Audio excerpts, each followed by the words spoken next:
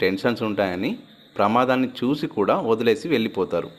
మరికొంతమంది అంబులెన్స్కి కాల్ చేసి చిన్న హెల్ప్ అయినా చేస్తారు, కానీ దగ్గరుండి హాస్పిటల్కి ఎవరు తీసుకొని వెళ్ళరు.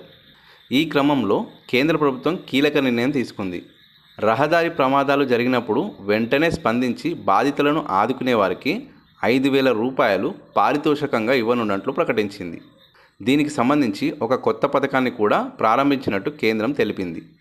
ప్రమాదం జరిగిన మొదటి గంటలో బాధితులను ఆసుపత్రికి తరలించి ప్రాణాలు కాపాడే వారికి నగదుతో పాటు ప్రశంసా పత్రాన్ని కూడా అందిస్తామని తెలిపింది. ఈ పథకం అక్టోబర్ 15 నుంచి అమల్లోకి వస్తుంది. ఇందులో భాగంగా జాతీయ స్థాయిలో ఉత్తమ ప్రాణదాతలుగా నిలిచిన 10 మందికి ₹1,00,000 చొప్పున అందించనున్నారు. ఈ పథకంలో భాగంగా ప్రమాదం గురించి పోలీసులకు మొట్టమొదట ఎవరైనా సమాచారం అందిస్తే ఆ వివరాలను డాక్టర్లతో కన్ఫర్మ్ చేసుకున్న తర్వాత పోలీసులు ఆ వ్యక్తికి ఒక రసీదుని ఇస్తారు. ఆ రసీదు కాపీని జిల్లా కలెక్టర్ నేతృత్వంలో పనిచేసే ఓ కమిటీకి పోలీసులే పంపిస్తారు.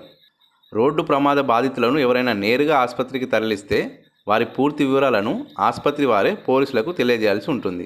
దీనికి సంబంధించి కేంద్రం తాజా పథకానికి మార్గదర్శకాలు విడుదల చేసింది. సో సాయం చేసిన సాటిస్ఫాక్షన్తో పాటు పైసలు అండ్ ప్రశంస పత్రాలు కూడా అందుకోవచ్చు అన్నమాట.